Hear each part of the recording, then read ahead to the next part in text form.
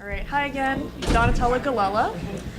And this is our session on toward theories of casting. So I will introduce all of our super scholar panelists and I'll pose some questions to them. You do not have to answer every question, just whatever speaks to you. And then I'll turn it out to the audience for questions and comments. All right.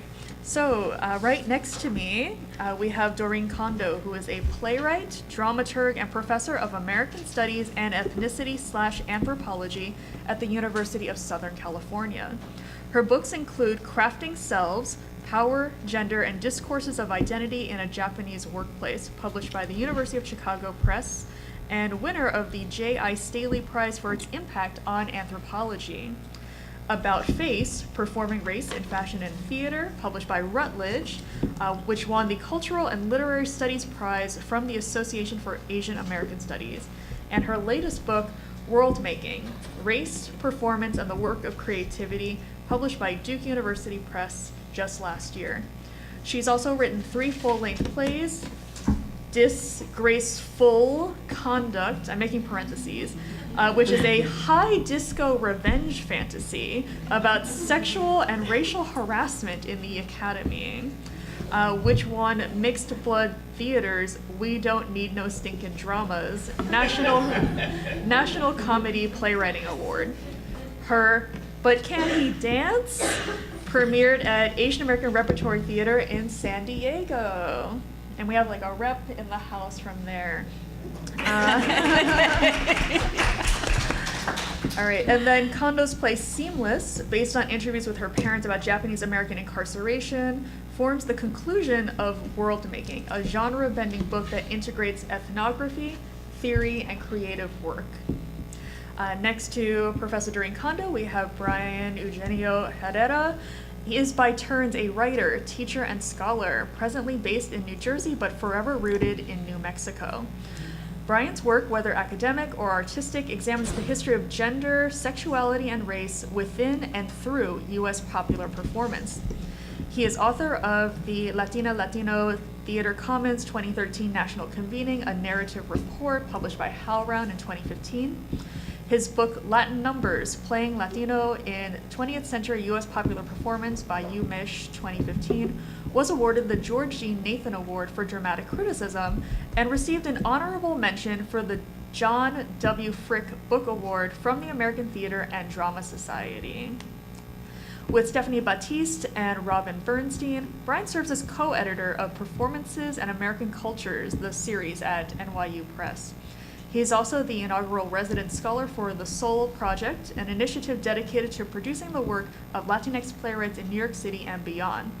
He is presently at work on 2 book projects: Casting a History, a historical study of the material practices of casting in U.S. popular performance, and Starring Miss Virginia Calhoun, a narrative portrait of a deservedly obscure early 20th century actress/writer/producer.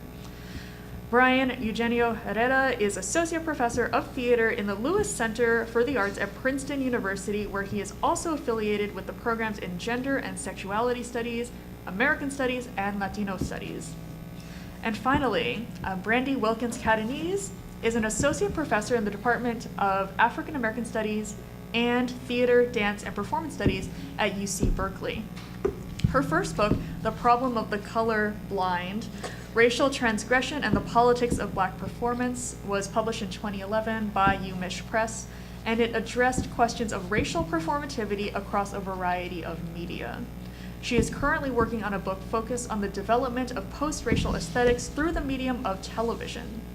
In addition to her campus teaching and administrative responsibilities, she is currently the Associate Editor of Theater Survey. Let's welcome our speakers. All right, to start off, I wondered, how did you become interested in research questions involving race, racism, and casting? Who wants to start? Mine is long. I'll go quickly and say that I started out as a performer. So being a Black performer, having a sense of my capacity as an actor, the kinds of stories I wanted to tell, the kinds of stories maybe I wasn't so interested in telling, and that sense that in African American studies gets described as double consciousness, awareness of how you see yourself or who you know yourself to be, always existing in relation to how the dominant society sees you and understands you to be. So it was very personal for me, trying to think pragmatically about, like, so if I go up for this part, is there even a point in auditioning for this role, or is there not? And then when I moved into directing as well, I really like this actor. Am I going to mess up if I put this actor in this role or not? So it was really an applied question for me at an early stage in my career as a performer. Thank you. I think my question, I didn't know I was interested in race and casting as early as I was. You know, I was interested, I just didn't know the language for it. I was a devout TV hound as a kid, and I really was always fascinated by that actor showing up. That I was really interested in tracking when actors appeared, tracking when actors that were legible to me as Latinx, when I saw them, where I saw them, how I saw them, beginning to sort of it was just sort of how my mind worked as a fan. And then as a high school actor, I had a lot of opportunity because I was a light-skinned Latino boy who spoke well and audibly. So that meant I got a lot of parts at my high school, where and then I went to college, and I started having an awareness of my body, even though it presented as it presented, being understood and marked in ways that I didn't always feel I had control over. And so I began to ask different questions. And so, but it wasn't until I went to watch two students compete for Miss New Mexico 2007, that I realized that the whole competition was one giant callback, but a really high stakes because there were 600 people in the room watching it, that I began to understand that I was actually interested in the material practices of casting and where do they come from and where do they infuse American life and culture beyond the rehearsal room and the production process. So that's when everything clicked into place. But at the same time, I previously thought it was about stereotypes and stuff like this, but I began to understand it was really about how do we evince the material practices, because that's what had been activating my consternation over the years.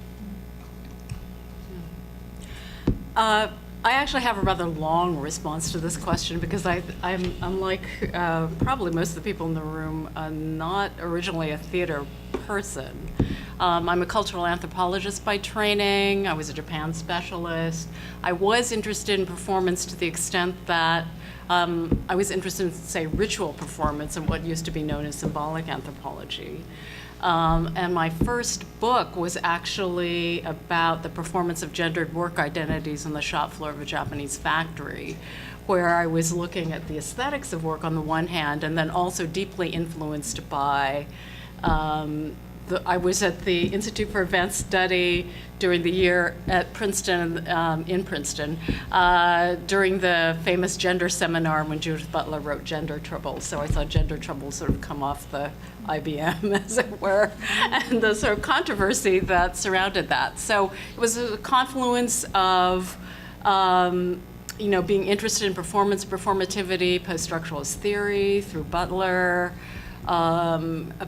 first using performance studies, if you will, to think about the aesthetics of work and the performance, the way we perform in everyday life.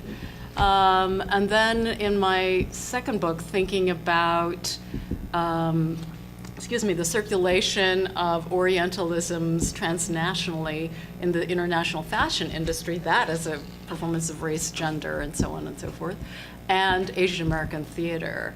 And what had happened in the meantime, when I was in Princeton at the Institute, and my PhD is from Harvard and I taught there, so I've spent a lot of time, I'm older than my colleagues here, as the only one, right? The only woman of color, or the only person who done, at the Institute for Advanced Study, the only person, oh no, there were two of us, who had done work outside the US or Europe. And just incredible Eurocentricity, right, of those spaces also affect one. So in order to feel like a fully fledged human being, I used to go to see Asian American theater in San Francisco, Asian American Theater Company, and there were people who could be in my family, could have been me, right? So that was incredibly empowering. And then also in 1988, because 87, 88 was a gender seminar, going in to New York to see David Henry Hwang's M Butterfly on Broadway. So that was just life-changing. And it's the only time that it was the first time, let's say, that I felt as though I had to write about something as though my life depended on it. And so it's that feeling that so-called representation or casting is, I mean, to me, it's life-giving. It's far more than simply, you know, I don't know, like it is a labor choice, right? And it is a matter of who's doing the writing, whose visions are being staged. But in my book, I try to think about the you know, theater and, you know, realms of the arts as life-giving and most often life diminishing, frankly. So all of us have had this experience, like going to something and it's like such psychic violence, affective violence, that it takes days or maybe a lifetime to recover from, right? So it's that kind of quality.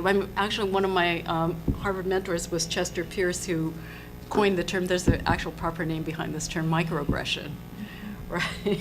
So that what leaches life from you, or how is your time and space like encroached upon, or your energy encroached upon? So for me, theater and the arts represent zones of potential life-giving, you know, experiences. It's not just, again, a labor decision. So it's hugely politically important, and it's hugely politically important. I'm sorry to keep going on and on, but because I think that those zones of the high arts and so on, or the, you know, are very directly related to things like the displacement of indigenous and dispossession of indigenous peoples, detention centers, you know, the dangers of living while black, and so on and so forth. Because it's like, who gets to be the universal human being, right? Who gets to represent the aesthetic sublime? So I think that that's like, what's at stake is like, it's like life and death stakes, I think, in what we do. Anyway, so my high horse here, but anyway, so I think that it means a lot. It means a lot. So yeah, I appreciate your gathering us around these topics. Yeah, I'm grateful for your sharing of your personal observations and experiences as being a kind of root driving these questions, so that you don't just accept previous assumptions about our white supremacist world and just internalize that, but ask why and what else could it be. So my next question is a historical one that I feel like one of you is going to be the primary answerer for. So how have multiracial casting practices and reception in the U.S. changed from the 1960s to the present? I'll answer it because, how have multiracial casting practices changed and stayed the same? Or I will say that one of the things that I've been thinking about since the previous panel is I was struck by the enthusiasm on the previous panel for the moment that we're in right now, where there is kind of perhaps activated by the access of social media and a sort of increasing urgency for accountability on a variety of fronts, of folks sort of being called to account and structures of expectation and accountability being in place with regard to whether it be season selection, casting, other kinds of key decisions that are discretionary, though they're often presented as inevitable. At the same time as I was listening to that, I was going, well, in the later 1960s, it was a boom moment of accountability politics, right? Where folks were doing media campaigns, folks were doing activist guerrilla theater initiatives, and then also in sort of the late 80s and early 90s, it was also a period. And so what I would say is what What has changed is what is the sort of the state of presumptive normal, or what is presumed to be radical or transformative in these different moments. What gestures are presumed to be sort of path-breaking and breakthrough. What has remained remarkably consistent is the brevity of the aperture of the moment of intervention and the forcefulness of the resistance at all because I will say, I mean, I would love for this to be the moment of fundamental, forevermore transformation, but part of the crabby part of being a historian is you sort of know that, like, well, we've gone through this before, and indeed my book Latin Numbers asks about the question of certain moments of visibility and awareness being in their own kind of cycle. And there's sort of a repertoire of practice that we know how to do this, and we have to wait for this to pass. And being part of an institution like a university, which is very much about, let's just wait till this blows over, let's not make fundamental changes. Like, the students are mad about it now, this year, next year, maybe the year after that, but if we wait, they're going to stop. There's going to be a whole new generation of students that come along and won't be as angry about it. So that question but I do think, going back to I do think we're in a moment, and it's a question of how do we maximize this moment to sort of affect transformations, because what is the transformation is the shifting vocabularies of possibility.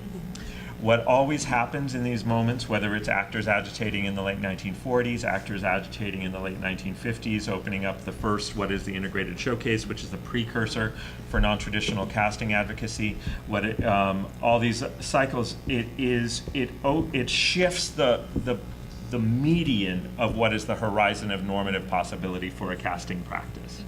Like this, what went from you can have in the 50s, you can have a police squad that's all white. A lot of the agitation in the 60s led to this sort of notion that now it's almost implausible to have hospitals and police casting in television to be all white by the early 1970s into the 80s. That was as a result of activism and advocacy. And so we see the traces of that, and as we know, is theater makers and performance makers draw upon the repertoire of precedent, and they use the repertoire of precedent to advocate to people to greenlight their projects. And so what we have is always the opportunity of how much can we open up now, because that's going to be the new foundation of possibility probably for whenever this aperture of transformation shifts. There will be new ground rules moving forward, and that's our opportunity. Thank you for putting that so poetically and historically as well. Professors Kondo and Wilkins-Catanese, do you want to add anything? No. All right, let's move on then. So this is a question about different kinds of media and conventions. So what do you see as the major differences when we're reading race in casting on stage versus on screen? Well, I can rehearse some of the standard arguments about the distinctive qualities of theater. David Henry Hwang called theater a domain of metaphor and a suspension of disbelief. So, and it's also, frankly, it's what entrances me about theater specifically. So the use of imagination, so that we can, shift in lighting. You could be in a dream. You could be in a different place. You can be in a different historical period. A stick could be a horse. It could be a sword. It could be a cane, and so on and so forth. So, it's possible, obviously, to have surrealist or alternative forms of representation in film and television, but it's just not there's not quite the same conventional protocols. So I love that about theater. The fact that we share space is, I think, important, and the interactivity of theater with the audience, so that a tough room can affect the actors, for example, or thunderous applause, right? So you're never really seeing the same performance twice. I mean, I saw M. Butterfly on Broadway 3 times. I saw a touring production. I saw, before Michael Mayer was famous, production he directed at the Hangar Theater, multiple, and it's never the same, the performance. So it's the indeterminacy, like, what are you, so when you're trying to read race, what are you seeing? you know. So there's that that I think is very important. And the, you know, even though there's this thing in theater about the ontology of disappearance, and there have been a lot of people sort of pushing back against that. You know, there's the embodied archive in the repertoire, there's, you know, Rebecca Schneider's notion of remains, there's Jose Munoz and the archive of ephemera and so on and so forth. Nonetheless, relatively speaking, theater is relatively ephemeral vis-a-vis other media like film and TV, right? So, you know, if you miss a Broadway play, you have to go to the New York Public Library to see it, maybe if they let you, you know. So, and there's a lot of stuff you can't like see over and over again, really. So I think those are, and the, you know, for someone like me, it's like it's so it's wonderful.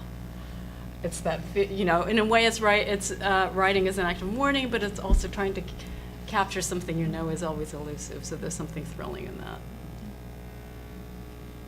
Yeah, I think I would just add that oddly, like, you know, as you sit and think through it, the logic like falls apart and, you know, reconfigures. But I think screened culture, because of the training we've received to grant things that are captured by a camera with a certain amount of, you know, static realism, I think on the one hand, experimentation in that domain is harder. Like, you're not going to see a non-traditionally cast film, you know, or something like that doesn't comport with, you know, conventional conservative understandings of reality, and yet at the same time, it's an incredibly, you know, formally experimental medium. You know, we can have computer-generated animation and, you know, people that aren't people and things that are blue and blue screens, and no problems with that, but we'll never have a color-blindly cast movie,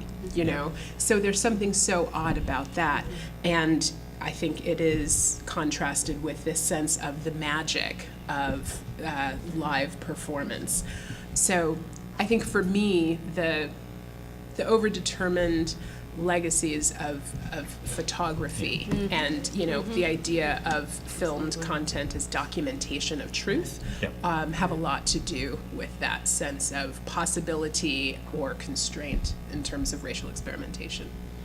And I would agree that I think one of the, I always go back to, there's a passage that James Baldwin talks about the thrill of discovering the theater when he recognized people in his community becoming kings that night, like this idea. And I think what theater obliges, and much theater militates against this, much commercial theater tries to militate against this, but theater obliges the spectator holds at least two realities that are both kind of, like, I always say that theater is a great way to study race because theater's utterly fake, but we love it because it feels real. And that's a great way to think about race as a complete construction that has viscerally real impacts. Absolutely. And so, and I think that theater holds that paradox in a way that the mimetic priorities of the cinematic apparatus and are looking to cinema for truth and are looking to to reduce the distance between the actor and role in cinema in a way that theater constantly frustrates, even when they put the big foam costumes on or the big makeup out. Theater will always militate against the disappearance of the actor, you know, and so there's a kind of tension that theater holds that film can maneuver much more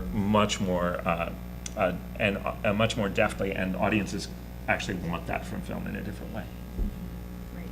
So on maneuverability, I'm also wondering about to what extent multiracial casts in implicitly white classical plays both reifies racial hierarchy but can also deconstruct it.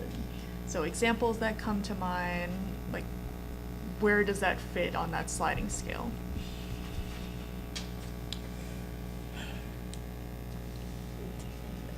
So Totally does both. Yeah, it's Yeah. always both. Totally. It's It's a always percussion both. question. It's never right? not both. It's never not Yeah. both. Yeah.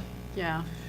I mean, even the most traditional, I mean, at this point, it's never not both, because even when they try to do a non-traditional cast really canonically, it still ends up it stokes something. And so I think it's not like whether it goes really edgy or really canonically. I was just reading a thread about the King Lear on Broadway right now, and there's one section when a character speaks in Spanish, and the audience's responses have been very different, ranging from disparaging laughter to visceral emotion. And so I'm just like, it's like there's nothing intrinsic to the act, Right. but there is something about the act that is an Right. instigation.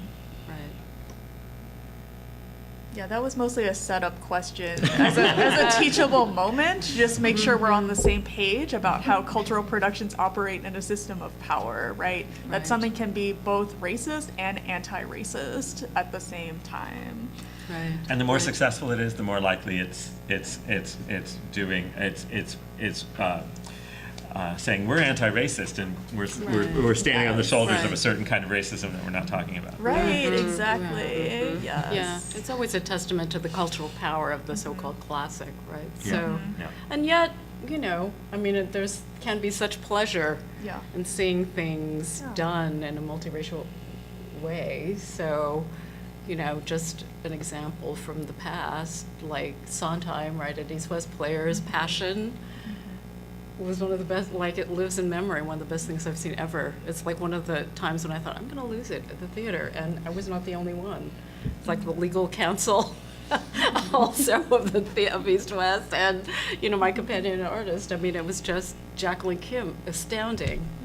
And when have we heard about her again? You know what I mean? Yeah. And so, I mean, like Donna Murphy, yeah, but so.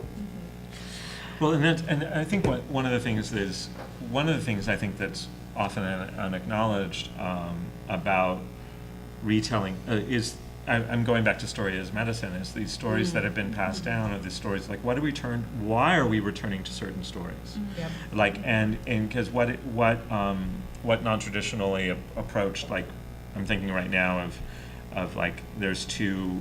I'd never seen a full production of Oklahoma, the musical, live until last summer, when I saw a controversially cast production at Oregon Shakespeare Festival, and then 3 months later I saw a production that is currently on Broadway, which and they're both taking very adventurous approaches.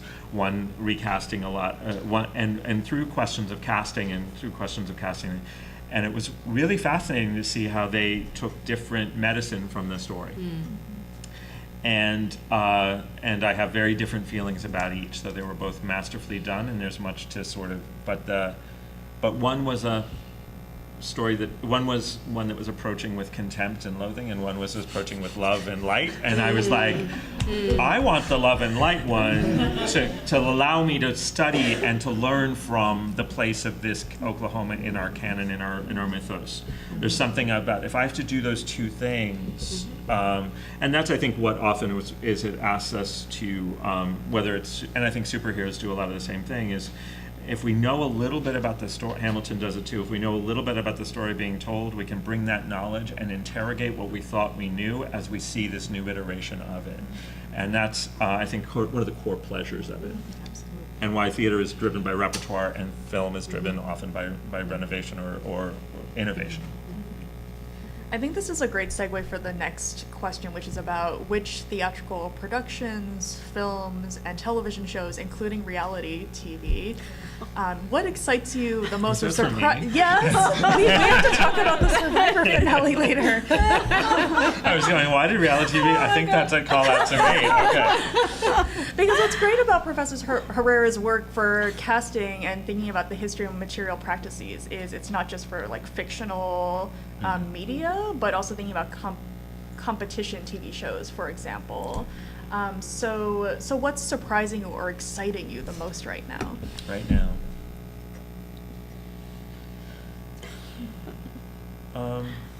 Do you have any right now? You're doing the post-racial. You're writing on just- TV. I know. Well, I guess what I would say is that what's exciting to me right now is not just or primarily putting performers of color into white or unraced narratives, but really the explosion of content that is driven by performers of color who are saying we are so much more than what you've seen. and seeing that work happen with high production values, you know, and not there's nothing wrong with the DIY aesthetic. It's beautiful.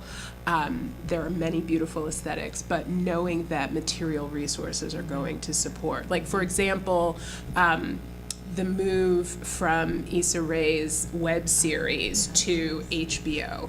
Again, simultaneously, big old corporation, and not that YouTube wasn't, but you know, in bed with major corporate entertainment entity, and yet the number of people who are getting jobs, you know, thinking of Ava DuVernay, like basically training a cadre of, you know, women directors, et cetera, et cetera. So looking at moves like that, I mean, I do think that Issa Rae's example is an interesting one, because I remember teaching the web series in a class on Black popular culture, and we talked about some of the concessions that she seemed to be making in terms of, you know, White J, for example, and like, oh, here's a little bridge to a crossover audience. Like, yes, it's a real story, thinking about women of color, particularly in certain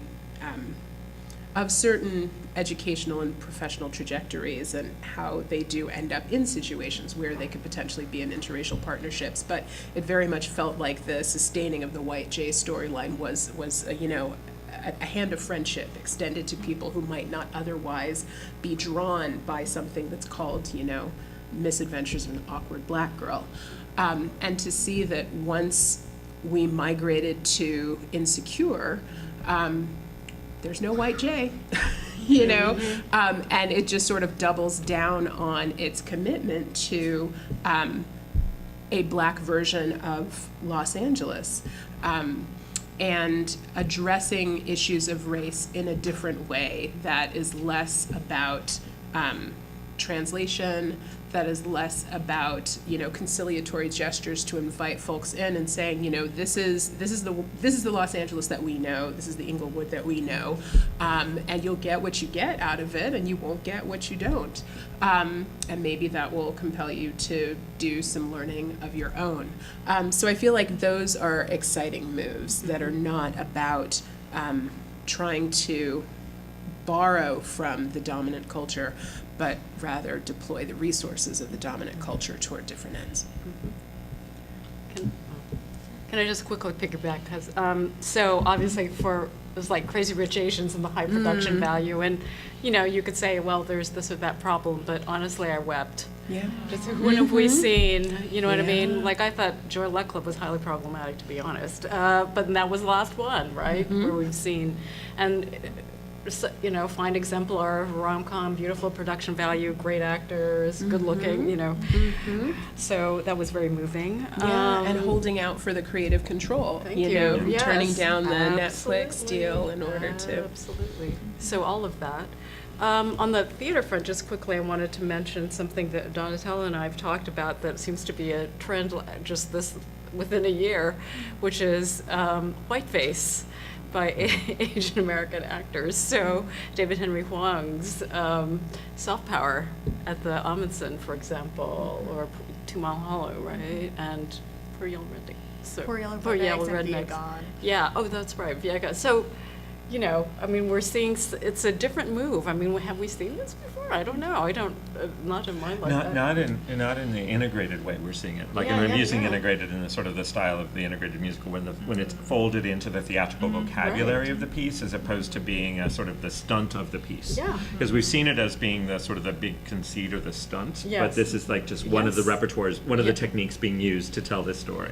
And, you know, often central to. So, and then in Hwang's Soft Power, what Snehal calls the exploding of genre that it does, sort of reappropriating the king and I, and, you know, doing a wonderful power reversal, and then also imagining a world in which China is ascendant, God forbid, right? You know, so sort of realizing the U.S.'s worst fear.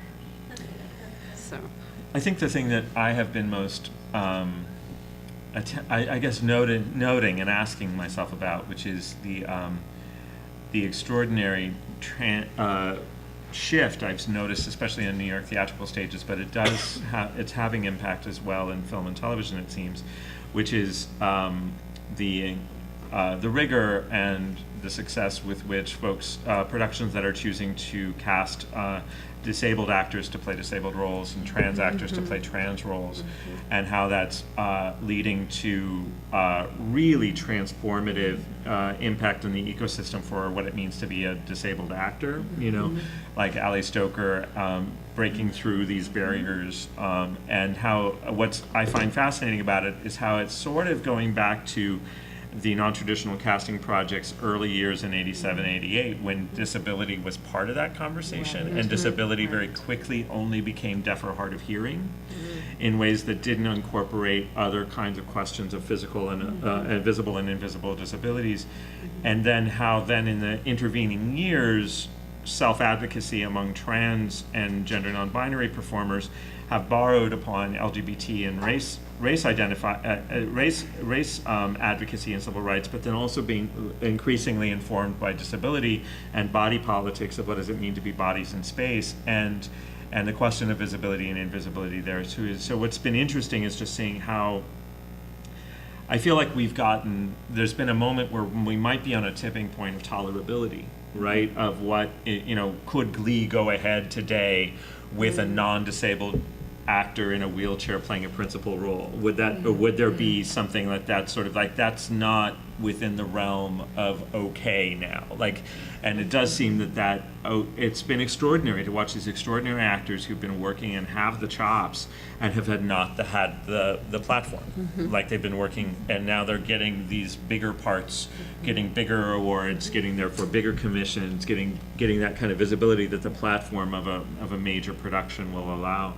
And there's also an interest in understanding these questions of disability as, I don't want to say universal, but as activating a different awareness of what the liveness is and how it's revealing the worst habits in publicity, the worst habits in criticism in ways that we've seen with regard to race and other things. But it's sort of, so I feel like it's on the one hand, we're learning 101 again, we're in a learning the problem 101, but it's also at the next level because we have other techniques from other sides. So that for me is the place where I'm really curious to see where the conversation is in 2 or 3 years.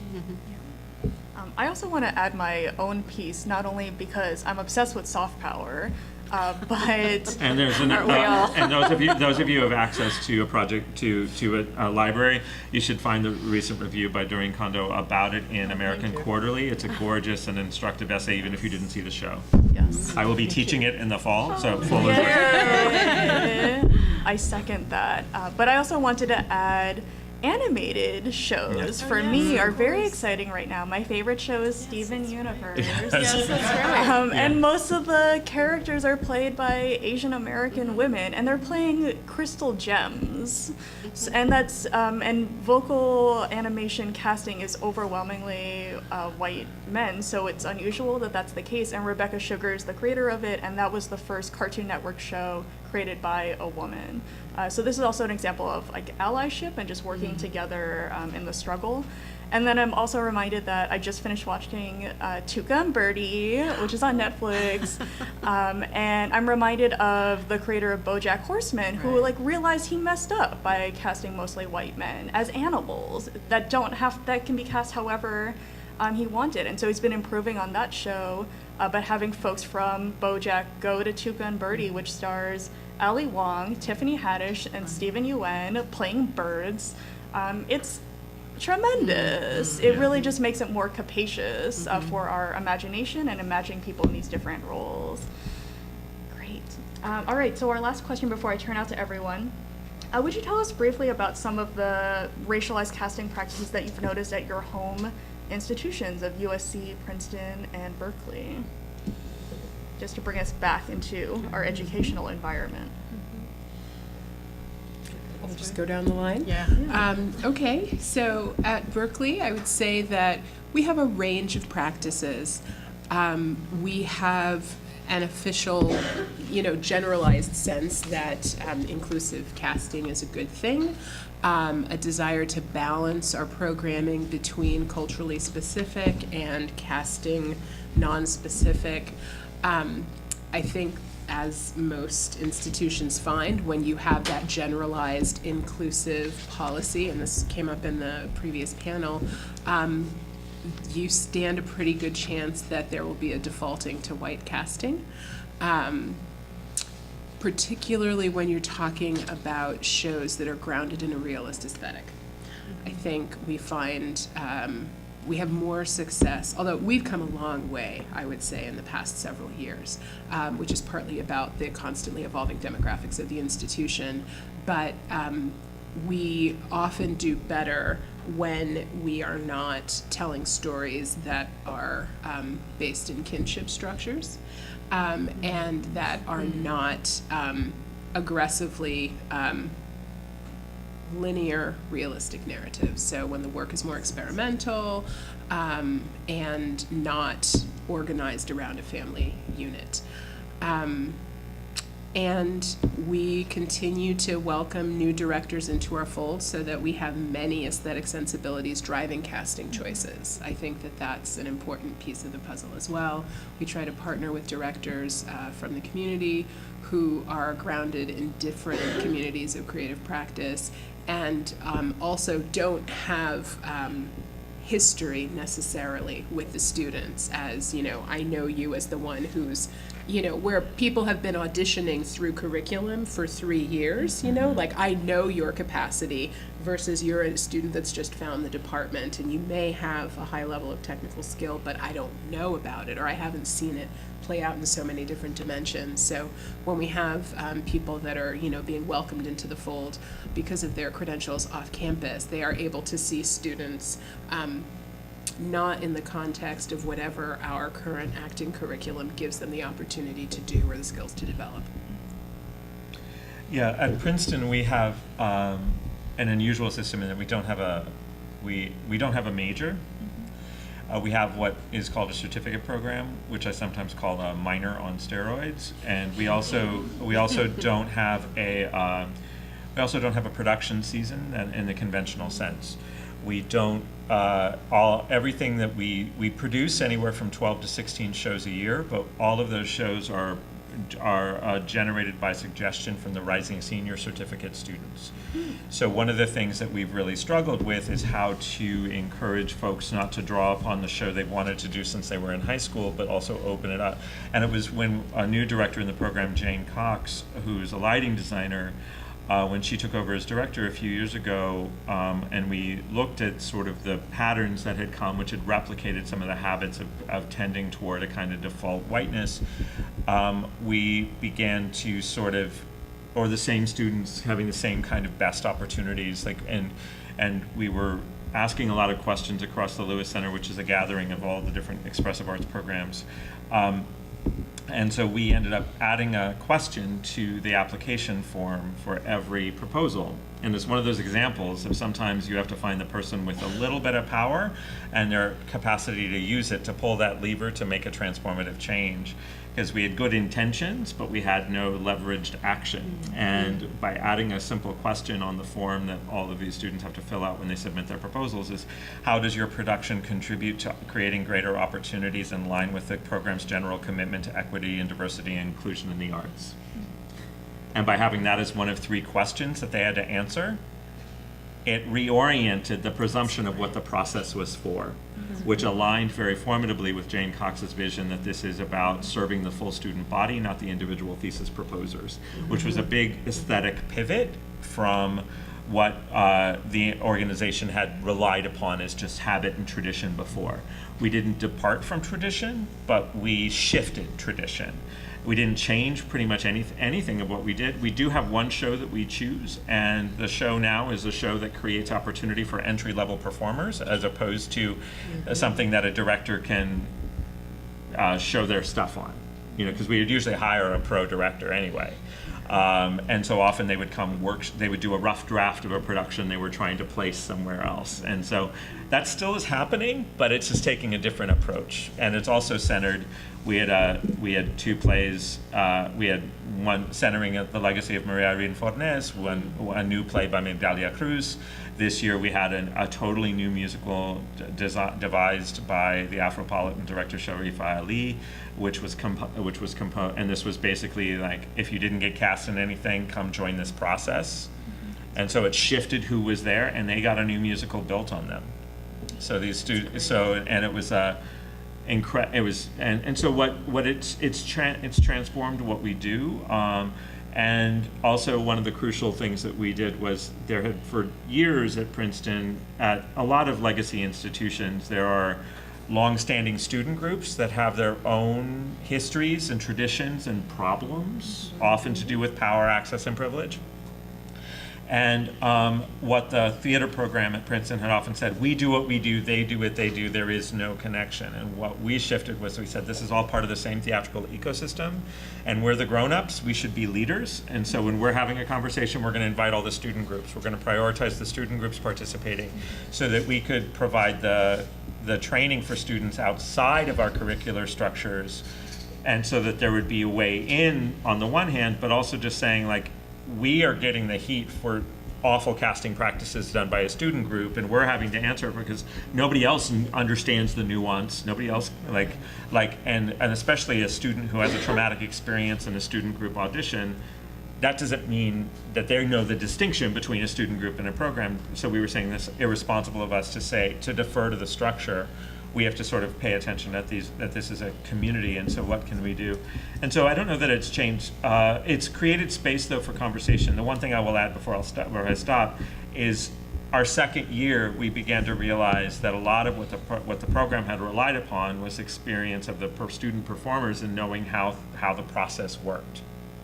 And so what we began to realize was we needed to be much more forthright about what tech meant in terms of time, and so we had to do a lot more comprehensive assessment of onboarding, and we had begun that by offering pre-workshop auditions for all, that was you didn't have to do them, but they were if you wanted to practice, if you wanted.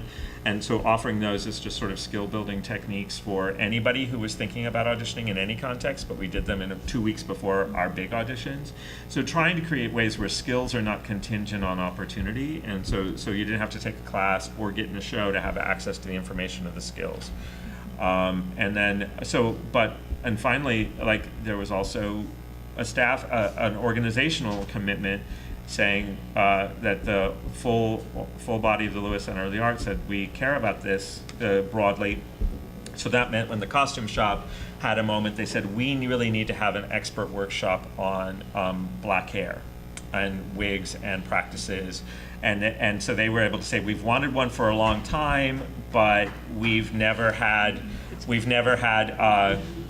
felt empowered as a really busy costume shop to ask for this. And so there was a climate change where they were able to say, we need this, and they had a great day, lots of students, lots of staff, and then they said, we need one of these every year, because this is and it was a reminder of just it has to be an opening of an opportunity to say this matters, and also a commitment so it doesn't lapse into the habit of American theater of being a one and done kind of approach. That this is, if you do it 1 year, you're going to have to follow up the next year, because again, there's going to be in 4 years, everybody's going to come in with, it's going to be a whole new crop of people. So folding it into the operation in a responsive way as opposed to a prescriptive way, but with a commitment of dedicating time and money, which are the two things that people are feeling most strapped for, which is where bad decisions get made. When they're feeling pressured for time and money, they end up rushing to a bad decision, and then a lot of emotional energy gets expended in fixing the problem after the fact. So it's really trying to be proactive and understanding this is a long-term commitment. Sorry to talk so long. Oh, wonderful. I'm in a sort of unique position in this panel, and I'm not actually formally affiliated with a theater school, so I don't want to speak for them on the one hand, but I have a lot of students and obviously colleagues. So American Studies is really at USC is really a kind of critical ethnic studies department. But being a social scientist in part, I did count the number of plays in the last season. So there were 18 plays, 4 by playwrights of color, Leonardo Winkler, Roberto Aguirre Sacasa, Dominique Morisseau, and Lorraine Hansberry. The New Works Festival had 3 plays by authors of color. And I want to credit, or students that I've interviewed or talked to, point to the work of Associate Dean Anita Dashiell Sparks, who is in the thankless woman of color position of, representing diversity and being an activist for that. She's an extraordinary actress and directed a fabulous, brilliant, really, production of An Octoroon last year. And students report that they, of course, feel closest to her, and she's the most supportive faculty at the School for Dramatic Arts. Just FYI, her spouse, Anthony Sparks, my former PhD student, is an actor-playwright who's now the showrunner on Queen Sugar. Mm-hmm. So he's talking about not critique so much as like what kinds of images, representation, stories do we want to create, right? Something he's confronting daily. The students seem to point to this realm of what's called independent student productions as a zone of difficulty. So they are able to make proposals once a year and get a certain amount of funding to form a theater troupe or to mount certain kinds of productions. And apparently, in this realm of the ISP, it's been pretty white-dominated situation. There is now a troupe called Modern Minority Theater Company, which I know people at East West Players have been very supportive of, headed by, amongst other people, Dylan Locke, very energetic director and actor. They staged Crunk Fu Battle, a very lively kind of hip-hop musical/play to great success this past season. And they will be helping me, actually. There's going to be a stage reading of my play Seamless next year at USC. I don't know if it's appropriate to talk about, but there are a couple. I also want to talk about, okay, so anybody who does cross-racial, or if you don't, I mean, there are difficulties in how do we think about that. So I was a dramaturg for 3 of Anna Deavere Smith's world premieres, including Twilight Los Angeles. They restaged that at the School for Dramatic Arts a few years ago, and instead of Smith, playing all the roles, it was parsed out to, different students of color and not of color. One unfortunate choice, I have to say, was to have a white woman play an Asian American woman, which I wish hadn't happened with the accent and so on and so forth. I feel like the single Asian American man might have done that, right? Or another woman of color, et cetera, et cetera. But I mean, these are the kinds of issues that it would be great if we, we're talking about conversations and medicine before. Having worked with Smith, and one of the reasons I'm so fiercely loyal and passionate about her work, so it's what's on stage yes, but it's her backstage. It's the way she welcomes difference and sometimes heated argument into the rehearsal room. So, for example, in Twilight, I always say I've never cried so much or been so happy. And one of the things Anna always says is about me, she made me cry. She's tough and she's proud of it, right? So it's how many people are going to do that? Not very many, but it might take those kinds of very difficult conversations to kind of work through some of these issues, because there's it feels like so much at stake, Again, a kind of life and death situation. Well, and I think that's one of the more exciting productions I've seen in a university context in the last couple of years was when I went to go see Courtney Muller-Elkin's production of What Would Crazy Horse Do at Santa Clara University, which she worked closely with playwright Larissa Fasthorse, with the understanding going in that they would likely not have indigenous actors playing the indigenous characters. And so they held the space of the entire process with that conversation and intentionality as 2 Native women who were in the authority roles, but they also said, how do we bring this story forward?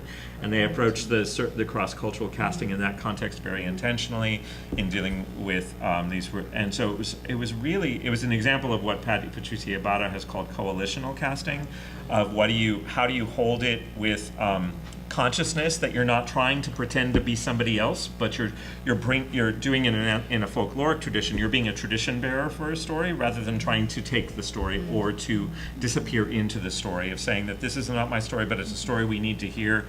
And what they used it for, and it was a really powerful example, because the entire cast understood it was their shared job, not just the two actors playing the part. And it shifted watching the whole cast talk about it was really moving to me, because it did show that it is possible to do it with intention and clarity, but it did require resources, it did require time, it did require stepping away from the efficiency of, like, we've got the show cast, now I've got to rehearse it so it's good.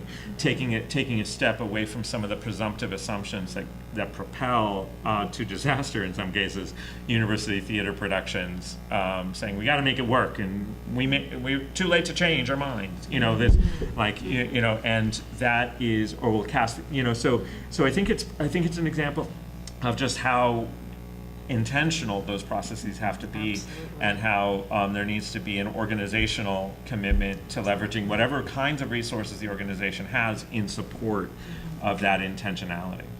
I would just chime in really quickly to say I appreciate that example, because one of the concerns of the way that we name these conversations about casting is as if everything is in the moment of actor selection, Yeah. when it is so much about the process that leads to the final thing that's being shared. And if we're not paying attention to what process is required of us once we select these people into the production process, what then shifts about our responsibilities for how we engage and where we spend the precious resource of time, then we're going to end up having a lot of bad results. And that's a conversation I'm having more and more whenever I'm invited to speak with off-Broadway theaters or regional theaters, or like anytime I'm talking with somebody who's an AD or an associate AD at a major off-Broadway company. Like I always say, if you're not having a conversation about casting at the same time you've had your first design conversation, you're already in trouble. Mm-hmm. And for them, that is a sort of total disruption to the expectation of when and how they pay the professionals that they bring in to support the casting process. And so I think that it needs to be part of the design of the production process as much as the set of the costumes are. And some companies are beginning to appreciate the clarity of casting as a design component as opposed to casting solely as an HR component. Mm-hmm. And so it opens up the question of where's the professional, where's the responsibility, who's the vision, who's the voice, all those kind of questions, which is what the casting profession sort of really is always at the collision of. But I do think, and I think in educational contexts, that is, I think where we who have those of us who are sort of supervising a season, like we can start, but so much is based on the diminishment of the importance of casting, and it puts all this pressure on this. I put out the call for auditions last week. Nobody came on Tuesday and Wednesday. I have to post my list on Thursday. It's like that's untenable as a mechanism, and it will lead to trauma and to disaster. So how do we reinvent the mechanism but it needs to be idiosyncratic to the campus, to the company, to the program, sometimes to the play. And that is not what people are like. They want it to be one and done. Mm-hmm. So speaking of time, we're at time, but does anyone have a really urgent question that you need to get out? And conversation will continue through the day and in the interstitials. Right. All right, so go ahead. I just thought the whole idea of asking that question of how does this contribute to our overall kind of ethos of inclusion? I was just saying to Christina that should be what studios are asking. Yeah. Mm-hmm. If they Absolutely. actually subscribe to that ethos, which some of them say they do, but I just thought, that would be amazing if that question was asked of everything that they greenlight. sorry, not a bullet question. And I just want to affirm again, all it took was somebody who had administrative power to say, this is how we're going to reform this form. Same thing is coming up in costume shops when they change the sort of the assumption of gender. Audition forms, simple, like if you can change a form, look to see if there's a way the form can change. I mean, that's one of the things, so much of this is based on the template we got from last year. So if there's a way you can make a simple adjustment that's more inclusive on a form, that can lead to sort of, but I do think it, like what, I will sort of toot Jane Cox's horn again, her line is if you're not committed to doing ED&I work, you're not committed to working at the vanguard of what theater needs to be. This is the work. To make the best work, this is the work. And luckily, I feel very fortunate to have somebody with whom I don't have to advocate constantly, that I can scheme and strategize instead, and that's a big pivot. But I do think it's actually, and that's what I know from the history of casting. All it takes is the one person to make a say, we're doing this now. And a lot of things can change very quickly. But it takes that bravery, that will, that commitment. All right, we're doing this now. We're going to thank our speakers, and we'll reconvene in 5 minutes. Thank you. Thank you. Clara,